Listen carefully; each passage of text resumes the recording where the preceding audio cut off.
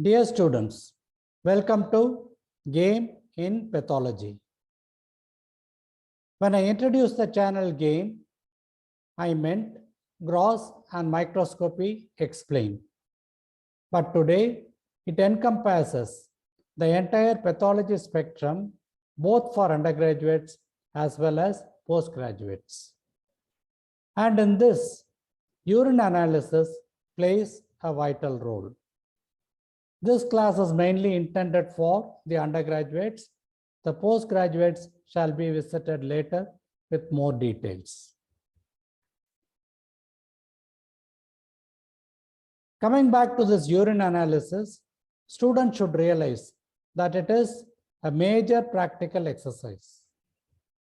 It can be asked in the viva essay also. MCQs are not spared. Theory, it can come as a short note, such as hematuria, proteinuria, so on and so forth. And some of the instruments which are used in this can be kept as spotters. So you people can estimate the importance of this topic, and I'm taking part 1, which means part 2 or part 3 should be visited by you people. Collection of urine. Students directly have a tendency to go to the Benedict solution or for the protein test. But they should realize that marks are being allotted for the physical examination, coming to a diagnosis, performing the clinical experiment, as well as answering the questions the examiner asks. So, collection of urine. There are various samples of urine that could be collected for a test. The early or the first morning is for routine urine examination as well as pregnancy test. If the sample is given in the afternoon, a pregnant woman might show a negative test.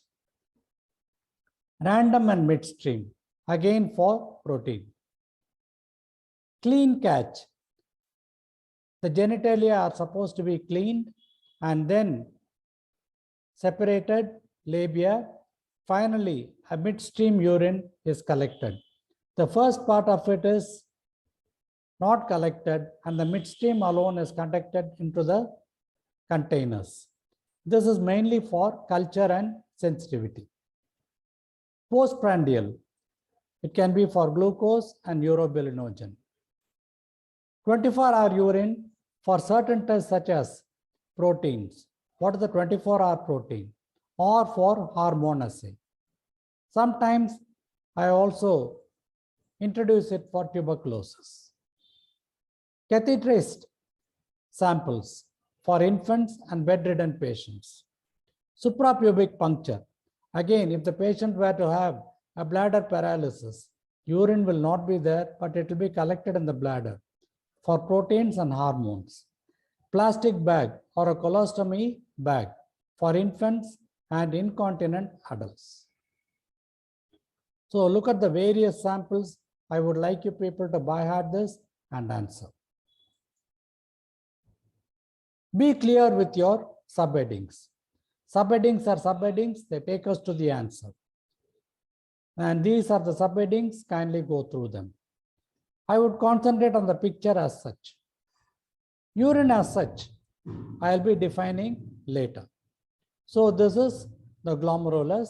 The glomerulus itself is a tuft of capillaries. And I find the major arterioles entering, dividing into capillaries, and that tuft forms the glomerulus. And there is a capsule surrounding it called the Bowman's capsule, which empties into the tubules. So there are the various tubules, you people know. The proximal and then the loop of Henle, the ascending tubule, etc. Finally, you have got a collecting duct which collects from various tubules and enters the pelvis.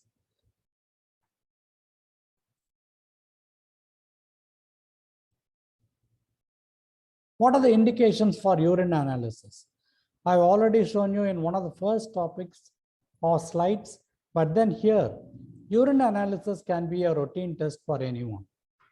Whenever a patient enters a hospital, he is being asked to do a routine hemogram, a basic biochemical test, and routine urine analysis. It can be done for renal diseases, particularly glomerulonephritis, nephrosclerosis, pyelonephritis, renal failure, etc. Urinary tract infections, diabetes, no test without urine, hematuria, jaundice, pregnancy, for malignant cells, plasma cell dyscrasias. And coming to the definition as such, urine is defined as an ultrafiltrate of the plasma. In other words, it is literally blood that has been filtered, ultrafiltered, and it comes out as urine. The various samples I have mentioned in the enclosure for you people to memorize. Physically, volume is one important characteristic. In the normal volume, urine is about 600 to 2000 ml. It varies, and the average can be 1000 to 1200 ml per day. Polyuria is a marked increase, persist 2000 or above. It can be physiological, such as in a case of increased fluid intake, obviously. Temperatures. In cold weather, you find that there can be a frequency of urination because there is no sweating. When the patient is on diuretics. So all these will be causing a physiological polyuria. There can be pathological also. It can be diabetes mellitus, diabetes insipidus, and in chronic renal failure. Renal failure, you might think that there will be no urinary output, but then there will be a stage of oliguria and a stage of polyuria as well. Oliguria, this is important. What is oliguria? When the total urine output is less than 400 ml per day. All these questions will be asked in the viva or during the practicals when the examiner comes to you. It can happen in dehydration, sweating, and in acute renal failure. In hot weather, in increased sweating, you find that the urinary output is obviously reduced. Anuria. Anuria literally means absence of urine, but then less than 100 ml is construed to be anuria. This can happen when there is a near total obstruction or when there is a nerve dysfunction. As I mentioned earlier, the bladder will be inflated with urine, but there will be no urinary output. A nice quote: smell is a potent vestor that transports you across thousands of miles and all the years you have lived. Helen Keller, a person who has lost important senses. And what is the order of urine and its importance? Some books give it as pleasant. I will not agree with that. So I mentioned it as not unpleasant when freshly voided. But on standing, it develops an ammoniacal decomposition and a worst sample. Fruity when there is ketoacidosis or starvation. Musty odor in phenylketonuria. Fishy, foul, and ammoniacal in urinary tract infections. These things you people should by heart. As I mentioned earlier, I generally give my students 40% marks for the physical examination, 60% marks for the chemical examination. Color. Again, a shade of colors is given over here. Look at the different range of colors you can get in urine examination. Color is different from appearance. We shall go to appearance later. A patient can come with a white urine. It is a very practical example that I had faced. I had asked the urine to be collected by a patient. He brought it in a test tube. It was a male patient. It was white and starch-like. I said, no, this is not the sample. You should collect urine. Again, he came after some time. It was similar. And then we realized it is chyluria. Chyluria is nothing but lymph. And this can happen when a patient is having filariasis. Pale straw-like color when there is overhydration. When it is diluted, it becomes very pale. Even the straw color is not obvious.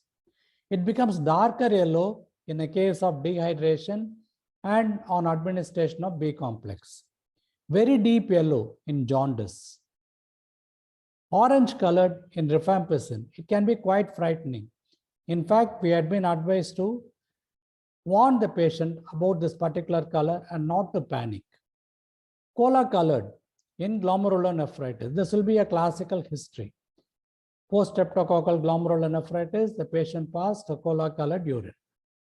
Pink colored is hemoglobinuria. Hemoglobinuria is different from hematuria. We shall be seeing it.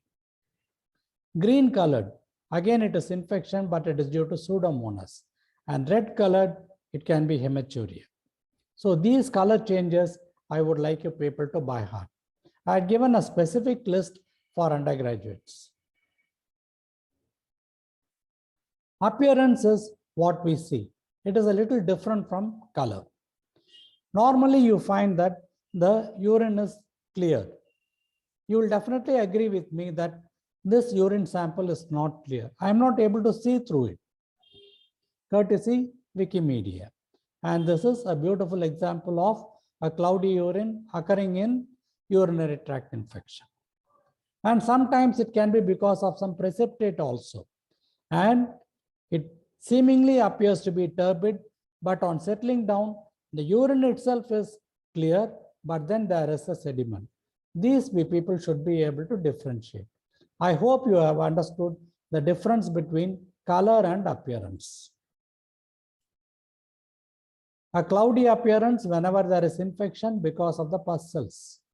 Pink and cloudy because of urates. Red colored, it becomes clear on standing because of hematuria.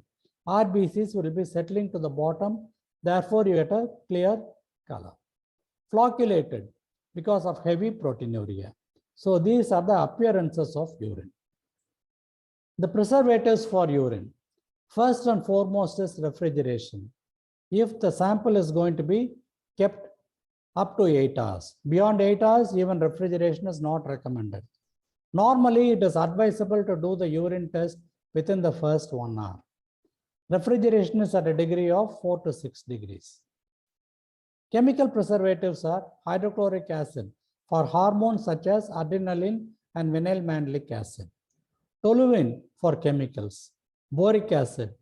Thymol, it inhibits the growth of organisms. And formalin for all chemicals. So this will be the list of preservatives you people should give, and I've also written it in my record. And why should you do within 2 hours? Because of the decomposition, the precipitation of unnecessary crystals, and so on. Also, there will be the growth of the organisms. The enzymes will become degenerated. So we will have to do it as early as possible. Varley, a superb author in biochemistry, has said the urine is the mirror image of the kidney. And one of the factors that will be essential will be the specific gravity. There are 3 methods for measuring the specific gravity. 1 is urinometer, 2 is refractometer, and 3 is the reagent strip. Urinometer, the principle is buoyancy or floating. 50 ml of urine is required, and the lower meniscus is taken as the reading. Refractometer, 1 to 2 drops will be sufficient, which is displayed on a screen. And the principle is the refractive index. In reagent strip, there is a change in the indicator, the bromothymol blue, and it measures the ions in the urine. So these are the different methods you people should be mentioning it. And what is the significance of the specific gravity? You find that the range is there, 1.016 to 1.022. And the specific gravity increases with solute concentration. Solute is the material that is there, and solvent is the one that dissolves it. Both together form the solution. It is increased hyperestheneria. and it occurs in glycosuria or albuminuria. The proteins are increased, sugar is increased. Decreased hyposthenuria in a case of diabetes insipidus or sometimes in overhydration. Fixed or isosthenuria, which is the end stage renal failure because the kidney is neither able to concentrate nor able to secrete. The urinometer is an important instrument and test that will be given to you people. It is consisting of the urinometer. This is the urinometer, and then a jar is correspondingly provided. It can have fluid up to 100 ml. What happens is the patient's urine is collected in this jar. Generally 50 ml will be adequate, and the urinometer is made to float in it. The lower meniscus is taken as the reading. There is always a correction for it. For every 3 degrees less in the temperature, you will have to add 0.001 to the specific gravity. For every 3 degrees more, you will have to reduce 0.001. The normal volume that is required is about 50 ml. But if the patient is passing only 25 ml, then 25 ml of distilled water is added, and the specific gravity that is obtained is finally multiplied by 2. There is a correction in this range. And there are also alternate methods you people should be knowing. So there is a bulb over here, and then the neck with the graduations. This is a jar. There can be a dark colored urine. Dark colored urine you can get in some conditions. One, what we are seeing over here is rhabdomyolysis. This is a normal urine given for comparison, but here the patient is passing a brownish black colored urine because of rhabdomyolysis. The other things you people know, hemoglobinuria. Whenever there is a lysis of the RBC, you get a dark urine. Black water fever in a case of cerebral malaria. Alkaptonuria, phenylketonuria. The urine is clear, but then it turns black. Phenylketonuria. So these things you people will have to by heart and say, when do you get a dark colored urine or a black colored urine? The pH is another important factor. It can vary from less than 7, which is acidic, to more than 7. And the causes for the variation will be diet, the amount of water intake, the function of the renal tubules. Acidic urine generally we get in ketosis, starvation, E. coli infection, or in citrus foods. That is vitamin C, it contains ascorbic acid. Obviously, it will be acidic.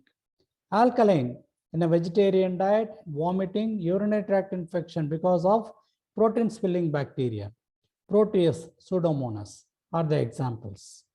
So you can get acidic urine, you can get alkaline urine. The significance is you will know the tubular function. And the indicators are bromothymol blue and methyl red. These are the two indicators. And look at the range over here.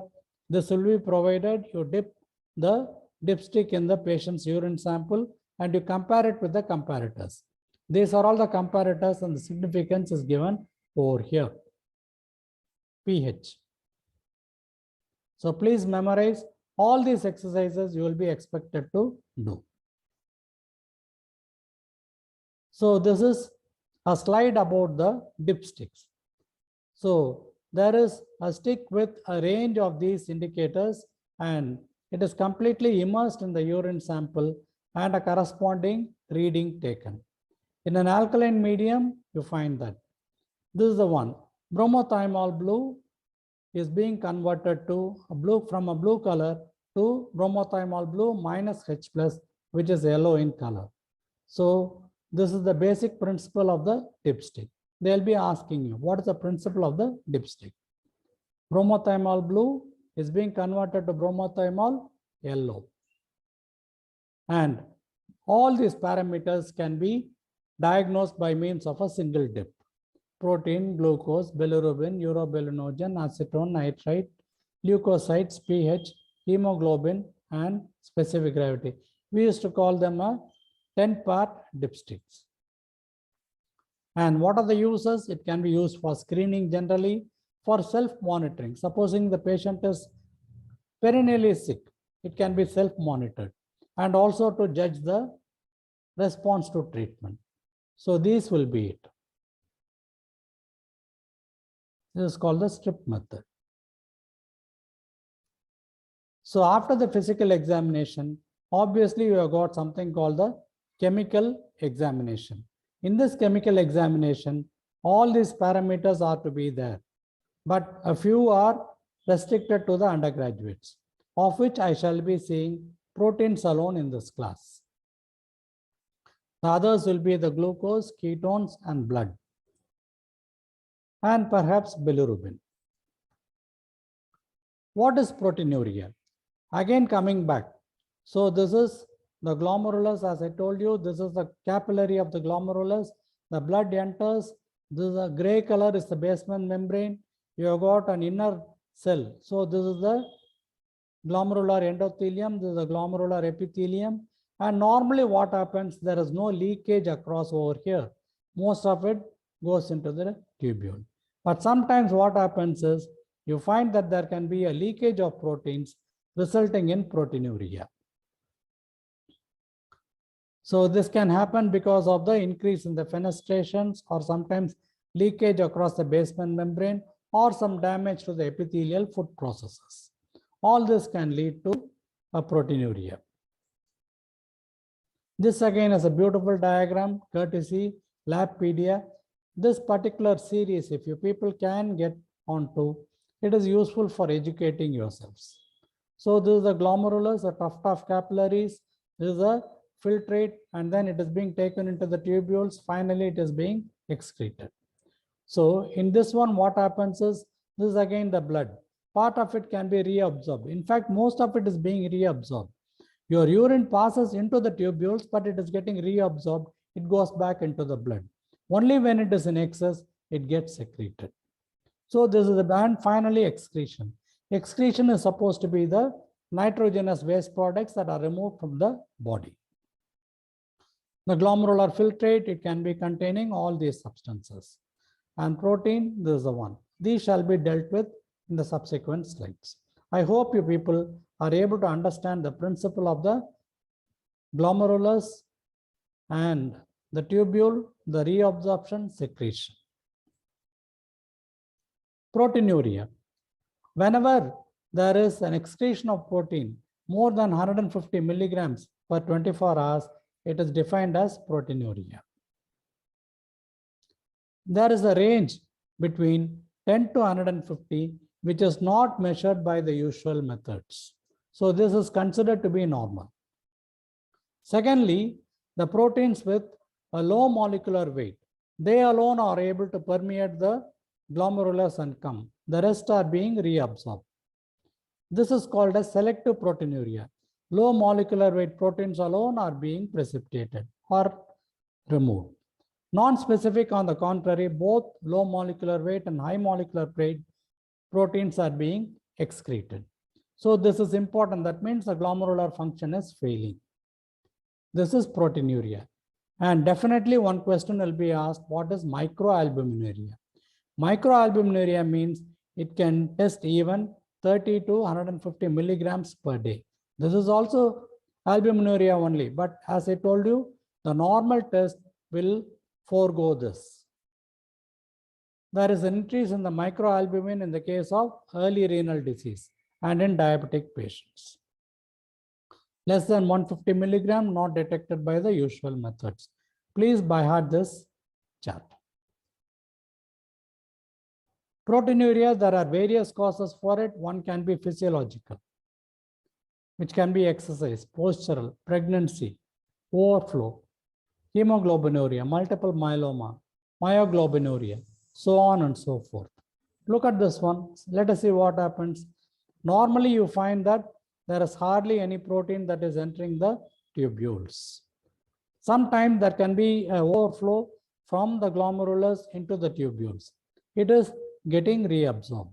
It can be in a case of myoglobin. Sometimes Bence-Jones proteinuria can be found by this method. When there is going to be a glomerular damage, there is an albuminuria. And when it is minimal, there is something called as microalbuminuria. And there are some other diseases where the kidney is normal, but there is a post-renal albuminuria. For example, in the renal pelvis up to the bladder, there can be damage, infection, so on.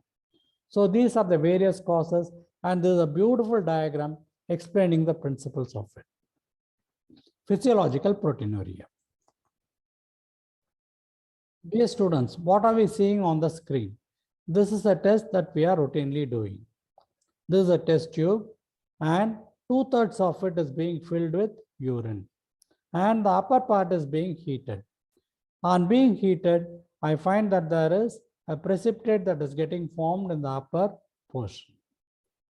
Why is the test being done like this? I would like you people to answer. In fact, this will be asked. And second one is, how do you do this test? Most students say that it is by using a test tube holder. On the contrary, I find that the test tube is being held with the hand, and there is a turbidity that is developing on the top. It is being held with the hand so that the change in the temperature could be felt. Secondly, there is a turbidity at the top which can be compared with the clear urine sample at the bottom. So even a mild proteinuria can be made out, the Bunsen burner and this. So, and look at the range over here. So this clarifies what I have said. So this is a normal urine sample. Here there is a mild amount of precipitate which gradually gets intensified, and here it becomes thick and curdy. So range of proteinuria is given over here. The sulfur salicylic acid method. The heat method, how do you grade the proteinuria? Always when you answer, you will be asked the grading. So there is trace which is hardly visible. We used to say you should have a printed material behind the test tube. So if you are able to read it, it is clear. If it is barely visible, then the precipitate is occurring. 1+, cloudiness, no flocculation. 2+, granular cloudiness, no flocculation. 3+, dense cloudiness with flocculation. And 4+ is thick curd-like coagulum. So this will be it. In the last grade, we can even invert the test tube without the contents falling off. Heat test. This is how it is being performed. And the cloudiness, if it is due to phosphates and carbonates, it disappears. When we add acetic acid, you are supposed to add 2 to 3 drops of acetic acid. If it is due to other than proteins, they will disappear. If it is albumin, it is persistent. Heating and disappearing on cooling, it is BJP. It is not Bharatiya Janata Party, it is Bence-Jones protein. Sulfur salicylic acid is another one. The procedure and the principle are given over here. Please read it. And this is the way we grade it. 1+ to 4+. And 1+, it indicates 10 to 50 milligrams. 2+ is 50 to 200 milligrams. 3+ is 200 to 500. And 4+ is cloudiness with precipitation more than 500 milligrams. So this will be the grading. So like students, the proteins also have got grading. How many of us have felt that the examiner has not given us enough marks or the marks that we deserve? So this is the answer for it. I began clearing the dishes off the table, subtly informing my guest that it was time to leave. The key word here is subtle. When there is something that is unnoticeable, the examiner notices it, and that makes the difference in the marks. So always try to read in between the lines so that you are impressive even with the most difficult, unexpected questions. I like songs with a lot of feeling of subtlety. Look at this one over here, sulfur salicylic acid. I hope you people are able to identify where the precipitate starts and where it ends. Ending is obvious, but then where it starts, you people can make out by yourself. Look at this one, trace 1 plus so on till 4 plus. The grading, I would like you people to answer. Definitely, I will ask you in the exam. The Heller's test is another test. The urine is added to concentrated nitric acid drop by drop, and the protein is precipitated at the junction. It is present as a white ring. So in this case, when it is negative, it is absent. Here I am able to see a white ring. That is Heller's test. There is something called as transient proteinuria because of exercise, urinary infection, febrile illness, congestive heart failure, menstruation, sometimes even in diabetes or in blood pressure. So there can be a transient. When these are controlled, you find that it becomes negative. Esbach's albuminometer. This is another one for 24-hour protein. There is a 24-hour protein that is being there. And this instrument is called the Esbach's albuminometer. So here what happens is it is graduated. There is a U mark and then there is an R mark. Up to the U mark, the urine is filled. Then the Esbach's reagent is added. It is inverted and then the rubber cork is fixed. It is inverted and then placed in a mobile position, rather a stable position for a period of 24 hours. After that, you find that the precipitate gets settled down and I can make a reading. This is called the Esbach's albuminometer. And why is it yellow in color? Because it contains picric acid. It is called albuminometer mainly because it measures albumin. This can be kept as a clinical case for you, after which the urine sample will be given. So, various glomerular causes for proteinuria, it can be nephrotic syndrome, glomerulonephritis, IgA nephropathy, all these come under nephrotic syndrome itself. And look at this child, there is a puffiness of the face and then there is a swelling around the eyelids. So, and you find that hands and feet also will be showing an edema, generalized edema called as anasarca. And please do not separate practicals and theory because one can help the other, correlate and get more marks. They are the heart and soul of each other. And this is the summary of it. Glomerular causes, I told you earlier. Secondly, it can be diabetes and SLE.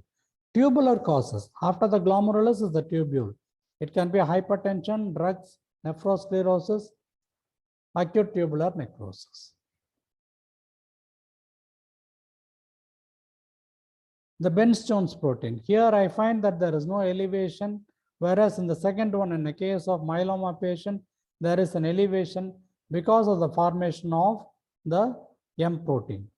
This is a normal lymphocyte. When there is an exposure to an antigen, a plasma cell is being formed. The plasma cell produces the immunoglobulin. In a case of multiple myeloma, you get the kappa and the lambda chains, which will be diagnosed. That is the Bence-Jones protein. It can be diagnosed by various methods. The counterpart of it will be the bone marrow showing the plasma cells. Go back to my chart as well as the theory on myeloma, you will be able to understand more. For diagnosing a multiple myeloma, these are all required.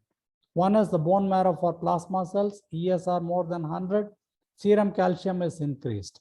X-ray will be showing punched out lesions. Bence-Jones protein, electrophoresis, urine as well as the serum. This is how the Bence-Jones protein is done. You will be asked and you have to answer. At room temperature, this is how the urine appears. On heating, between 55 to 60 degrees, there is a precipitate. Further heating to 100 degrees, it disappears. On cooling, it reappears. And at room temperature, it disappears. So this is the Bence-Jones protein. And one question I ask the student is, how do you heat? How do you know that the temperature is 60 degrees or 100 degrees? It is kept in a water bath and the temperature adjusted.